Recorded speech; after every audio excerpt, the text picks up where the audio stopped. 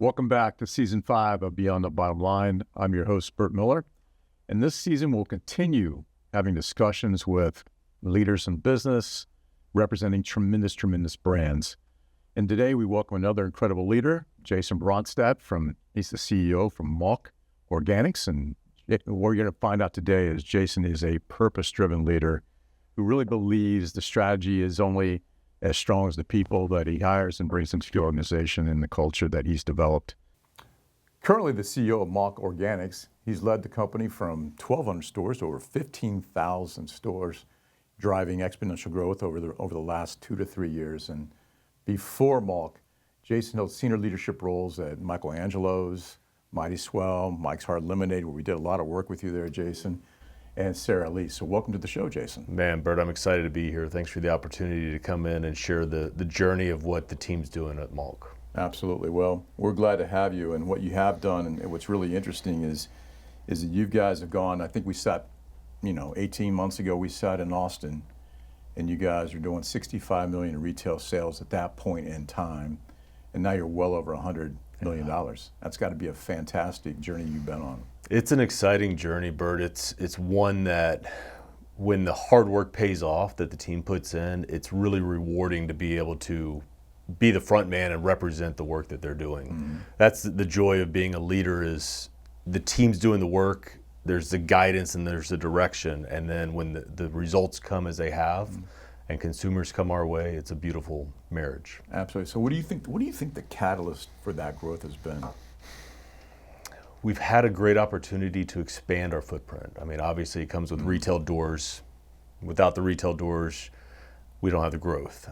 And in the doors that we've been in, we've had the velocity continue to grow while refining our voice. So consumers have been looking for a clean, organic, plant-based milk, and we've been there for them. And we continue to expand and ensure that others are aware of who we are and what we offer and why we're different. Mm-hmm.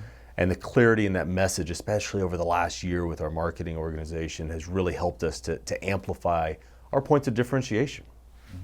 Well, what in your mind, what is the one or two things when your team goes to the marketplace? Because the biggest thing about building a brand is distribution, and gaining that distribution and gaining the trust of your retail outlets.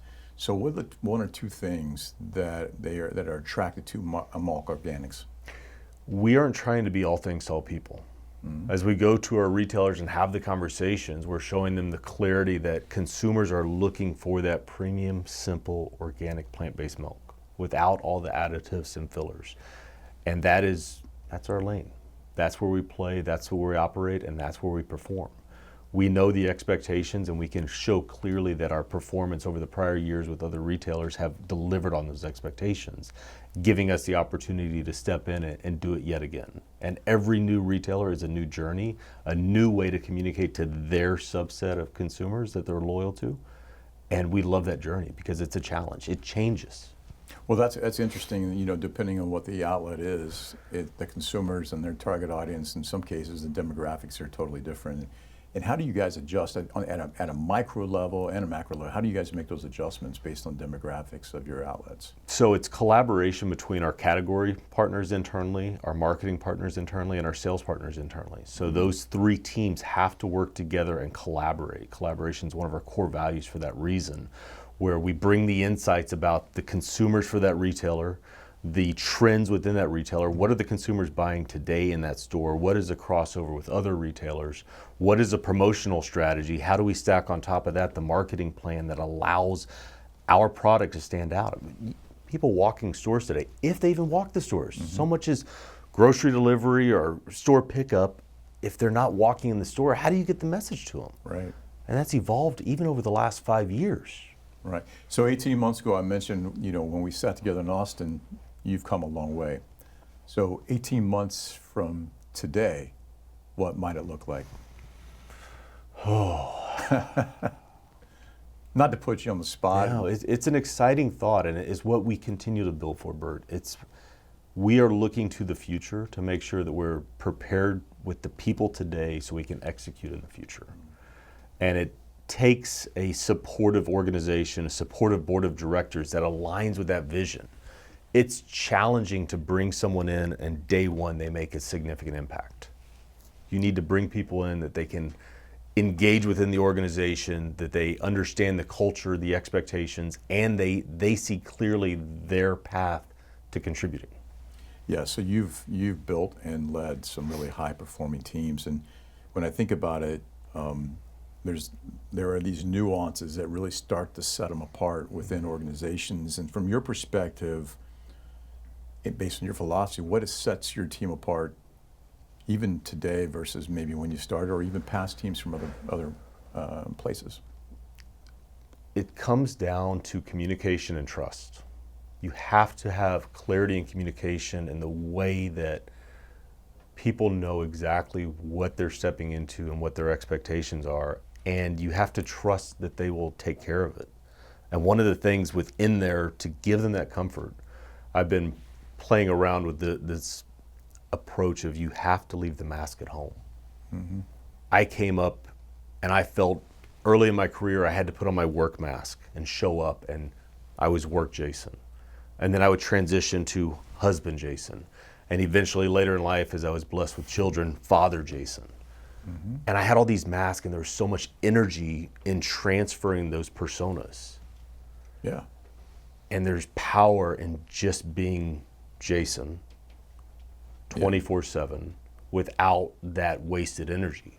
And that's where a lot of the success internally at MALK is people are showing up without the mask. They don't feel they've got to put that mask on, Mm-hmm. and they're just out there kicking butt every day. No, but that's powerful. That really is powerful, because there's so many people they have their game face, and they have this face, and they have that face, and that's a interesting, very interesting point. So, as you're building these teams, I think what's interesting, you mentioned earlier about the team, about communication and trust, but what also comes with that in terms of high performance is accountability. So now you're trying to hire the best talent you hire. Mm-hmm. They have to be a fit. You're guiding them in your organization. They want them to perform at a high level. They need to fit the culture, and we'll talk about your culture later, but the culture of MALK is the culture of MALK, and it has its own unique qualities. How do you get the performance out of the people based on that fence you built? So it's regular conversations. It's not, I came from big organizations in the past and there was the annual review cycle. Mm-hmm. Communication has to be real, feedback has to be real and specific. And what we aspire to do, we're not the best at it, we aspire to give feedback based on our core values of accountability, of drive, collaboration, growth, and integrity. That's where, when the feedback's given aligned with our core values of where they're either excelling or deficient in, it recenters where we're headed. Are we focused on our core values? Are we executing as a team with our core values? Are we delivering the growth that we promised and expect? Yeah, so the reason I'm asking this question, because I think there's so many leaders out there that are leading organizations that they have the typical buzzwords. We want great talent, high-performing teams, that deliver, that are accountable, and pulling all that together is really difficult. And so many people, as they're leading the organizations, there's a crack, there's an element of tolerance. And so when you have this incredible culture and you want to develop the people and they become the best versions of themselves, mm-hmm. How do you ensure that you don't let that crack of tolerance lead into your organization? Because that starts to become a death knell when you allow tolerance. It can create a canyon the size of the Grand Canyon. Yeah. And the challenge is, culture should never be carried from one person. The culture has to be carried by everybody. And at every person that we interview at any level, the statement is the same. You need to be accretive to the business and accretive to the culture. We don't have a culture, Bert, we are building a culture. And as we add people, it is their task and their burden to continue that forward. And we've got some unique things that we do, and we bring everyone in. It's mm-hmm. not hey, after 90 days, then you can be a part of the culture. It's like, no, you're a part of the culture. This is how we operate. This is how we communicate. These are the expectations. Let's go. Yeah, well, what I do love about that, and what you've been really great at, is defining the culture a culture of growth and a culture of learning, as well as a culture of succeeding, while at the same time maintaining diligence and not afraid really to have the difficult conversation. Now, you haven't brought that up, but I'm sure sitting down and having the difficult conversations is probably as important or more important than some of the other conversations you need to have. All day long. I mean, we love to celebrate wins, and we're not going to publicly chastise. We're not going to publicly go out and say, "Oh, this person made a mistake." Now, we aspire to be a culture of extreme ownership. When we make a mistake, we should own it. We should say, "I made that mistake. I messed up. Here's what I learned, and here's what I'm going to do differently going forward." That starts a chain reaction of people going, "Actually, no, Bert, that was my fault, and he just had my back." At the end of the day, the results land on my desk, and we've built an incredible team. And when even the junior-most person takes extreme ownership, it shifts the mindset to, well, if that person can take responsibility, then I can take responsibility. It starts to build upon itself. It's a beautiful momentum within the organization with that extreme ownership mindset, to where those difficult conversations are being had by the individual that might have made the mistake. Instead of it being a push down, it's a, "Hey, I made a mistake and this is what I did wrong." Right. Well, look, I mean, that's the old thing that leaders can be at any level. Leaders are not always at the top level. In fact, leaders throughout the organization are more valuable sometimes than the leader at the top. Yeah. So define, if you could, just for MALK Organics specifically, define the values of how you lead and et cetera, and how does your team model those consistently, or how do you model those consistently for your team? So I proudly say that I'm a husband first and a father. I'm a front row dad, and I have 2 amazing children, an amazing bride, and my calendars reflect my priorities. I will put my kids' events on the calendars before I will put work events on the calendar. Now, I get I'm in a seat that allows me to do that, but as I reach out to the next level, to the executive team, as we're planning out our meetings, I'm checking in with them. "Hey, will these meetings interfere with your kids' spring break or summer plans?" Because if you're not settled at home, you're not going to be successful at work. So my responsibility is to lead that from the front and make sure that others understand that it's okay to say, "I can't make a meeting." It's okay to not be present at every all hands call. Just let us know. Communicate. Communication is so important. Yeah, so that just reminds me, really, a lot of the conversations we have in the marketplace. It's, as humans, we make all of our decisions personally, professionally, or financially, right? That's every decision's made there in those 3 buckets. And you alluded to it already. If your personal, they're not all equal, but they have to be somewhat balanced. And if your personal's out of line, it affects the other 2. If your professional's out of line, it affects the other 2, et cetera. So that's a great point. So balancing the work, you just mentioned, you talked about the family and how you make decisions and when you have meetings, and whether it be all hands or otherwise. Balancing that can be tough. So how do you manage that? You mentioned you reached out and said, is that going to interfere with something? But obviously, as you continue to grow and scale, there's going to be interruptions, and there are times that you have to have the right people at the table to make important decisions. So how are you going to manage that? So last week was a great example, Bert. There was a lot going on in the organization, and one of my commitments as my kids in the school year is that I'd be present every session. They have a feedback loop for the parents, and it was clear I was going to miss it. So I actually had that tough conversation with my kids and said, "Hey, based on the way the calendar's aligning, I need to be present in this city for this at this time." And my son was devastated. Like, Bert, I saw him completely shut down. My daughter, whose session was right before his, said, "I understand, Dad. You're always present, so I get it." So I went back and I had a chat with the team. I said, what would happen if we shifted these 2 things just enough to where I could make it for my son's event? So it was a compromise internally to show up for my son. And I may have exceeded some speed limits on the way home that day, but I made it for the last 10 or 15 minutes of my daughter's session and was able to surprise and delight her. That's a microcosm of, we can be flexible in our world. There are times we need to be present, and there's times we need to be all in. And when we're fully present at work, we need to be fully present. Yeah, well, the fact that the Indy 500's coming up right here this week that we're filming this is appropriate that you had to rush home. So how are you going to? That's so interesting. I think about that, and I think about all the leaders that watch this. They can't always do that, Jason. And I'm sure there's going to be a moment where you're going to have another conversation with your son or daughter, Yeah. and you're not going to be able to maybe make that adjustment, perhaps. And that's going to be really difficult because that's your number one priority, and you have of these three things that you have to balance, and you're leading an organization. So for those out there, how are you going to manage that part? So I believe with my family and with my team, there's no surprises. Mm-hmm. We're looking at our calendars 1, 2, 3, 6 months in advance, and we're seeing what's going on.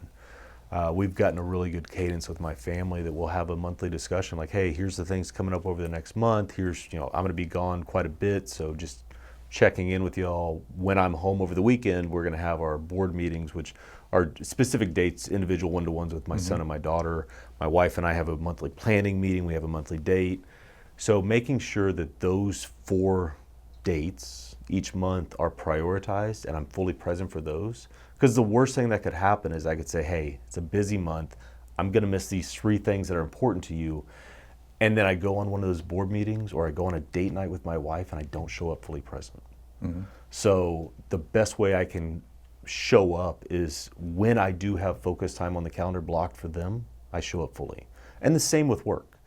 They require and they deserve the same focus and dedication. If I'm locked in, I've got a block on the calendar to go execute on a task, to get ready for a board meeting, an all hands meeting, writing performance reviews. We do that 3 times a year. It's not a once a year thing. We do formal review process 3 times a year. So I block the time. Those team members deserve me to be focused. So I let the family know, hey, these are hard blocks, whether I'm in my office or working from home. If I've got that time blocked, I need you to honor that the same way I honor our time together. So there's so many executives that are having to juggle this all the time, and leaders, not even just the CEO, but many leaders in organizations have to juggle this. Have you always had the boundaries set up that way for yourself, or have you gone through some adjustments, and how might you encourage others that are having a very difficult time? I mean, they're juggling a lot of balls. Yeah, Bert, I for years said the words, but the actions didn't follow. Mm-hmm. For years, I would always let work trump anything personally. And it almost cost me a lot. Right. No. And that's the reality is if we don't prioritize and execute, if we don't lean in to that which is important in the moment, everything can be a urgent fire. But what we as leaders need to do is truly distill down what are the 1, 2, or 3 most important things that need to happen that makes something else either unnecessary or easier. If we start to prioritize our workflow in that way, then we can actually sit back and understand I do need 3 full days offsite with my team and I'm going to be out of pocket. Right. So the reality, let's talk reality in business today. Yeah. So what you've demonstrated, and you're setting the example for your organization. The reality in business sometimes, that level of discipline doesn't always exist across personal, professional, and et cetera. How does that reflect on your team, and how does it reflect on the performance? Do you believe you're getting better performance and better results and better outcomes to this? And walk me through the realistic stories of what you've been able to witness. Yeah, we've been in some absolute firefights at MALK over the last 5 years. I mean, there's been some of the most intense, 20 hours straight at a manufacturing plant grinds that we've been through. So it's not serendipitous utopia world over at MALK, but we sure do try hard. And when we do have to go through those fire drills, it is that clarity and communication. If we just choose to ignore the fact that work needs that time and attention, there is no work, or you'll be finding another job somewhere else. Right. The same time with family. I'm coming off of a weekend where I spent basically 48 hours with family as my nephew graduated college, was commissioned into the U.S. Air Force, and then a celebration on that. My team knew months in advance. And guess what? I still got some phone calls. Mm-hmm. And because I stopped wearing masks, I was able to take those phone calls, address the issues, have the conversations, move the ball forward, and then very quickly return back to reality, back to being present with my family, back to being present for my nephew. Well, that's fantastic. So let's talk about a couple of the outcomes and maybe the 2 or 3 that you're most proud of for your organization, because setting that example and that influence, attracting the people that you're attracting to your organization, holding them accountable to certain boundaries. Mm-hmm. Walk me through how that discipline has led to the positive outcomes that you have had. So give me the top 2 or 3 things that you're most proud of. Culturally, what I'm most proud of is how open we share and communicate those things that matter to us. And I lead with that one, Bert, for the simple fact that, as I shared earlier, when we choose to not show up with masks and we choose to celebrate what is important to the individual, we understand how to engage with individuals better. I would challenge that the EQ level for people that have been in MALK for 2 years is greater than someone that's been here for 1 year. Those have been with us for 4 years, as they are in this environment where people are sharing vulnerably and open, they have this opportunity to go, oh, I know that's important to this person. So I'm going to build a connection, and I'm going to understand and lean into this one-to-one relationship, because I now know things that in other companies I wouldn't know. I wouldn't know that this person loves to scuba dive. I wouldn't know that this person loves to be in rec sports leagues. Because if I'm just going to that person and saying, I need this from you, you're not building a cohesive collaborative team. Mm-hmm. So I lead with that one first. Can I stop you on that? Please, there? Yeah. So that's the one thing that's difficult for people that are building their careers. They go from company to company. There's not environments that are set to be safe without that mask. It's a great analogy, by the way. Remove the mask. But there's not many places that have a safe enough environment. So it takes some time for people to get, even though it's there, it takes some time, I'm sure you've experienced it, for people to get comfortable, to get that vulnerable, and feel like they're safe to be able to say what they need to say, or that radical candor they need to have. So that's why, as leaders, we have to lead from the front. Mm-hmm. I have one-to-ones with all of our employees in the company at least every 8 weeks. And when someone comes on board, I get an hour with them. Whether I interviewed them or not, I get them for an hour. And we just talk, we connect, we talk about our dreams, we talk about expectations on culture. I'm an open book. I share who I am, what I'm about, then the story. So when they can hear it from my seat, and I encourage my leaders to do the same thing, be it the functional leads, be it their direct managers, have those conversations early. Mm-hmm. Don't wait a month, 2 months, 3 months. Show who we are up front, and let's lean in. So as you become more productive, and you scale in the company, and the company starts doing more volume and more revenue, and you're starting to build the organization, certainly that hand-to-hand combat and those one-on-one conversations are going to become more and more difficult. For sure. So the key is, and Coca-Cola is a great example of this, by the way, but the key is how are you going to go about ensuring that this message and that the value of communication and no mask and have the safe environment to make mistakes and do all the things necessary to build a great company. How are you going to get that to cascade through your organization where it doesn't lose something? You know, you tell somebody a secret, by the time you get back around the table, it's different. How do you keep that from happening? Yeah, the telephone game is a real one, isn't it? It is. Right? And the only opportunity we have is to hold our next level leaders accountable to the same standard that we want. If they're having the skip level meetings, they're having that vulnerable conversation, if they are capable and willing to proactively have it with me, and then their expectation is that they have it with their next level leaders and skip level down below that. It has to be a part of who we are and the culture. And that comes with results too. I mean, those conversations are weaved in. Mm-hmm. Sure, it won't be forever.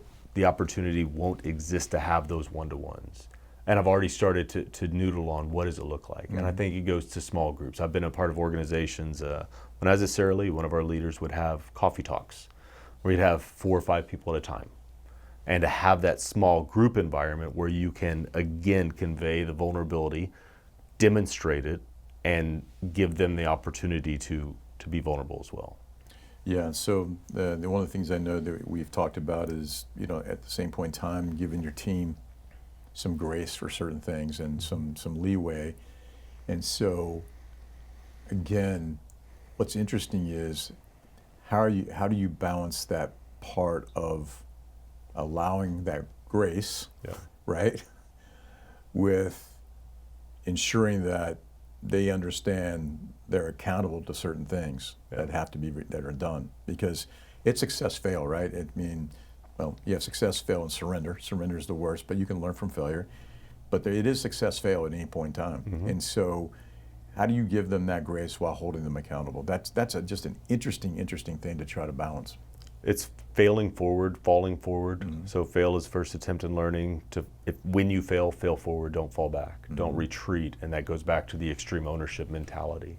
And that's why that is such an important part of, as we continue to seed this mindset in the organization, that we are all going to fail. And I need to lead from the front and show them extreme ownership.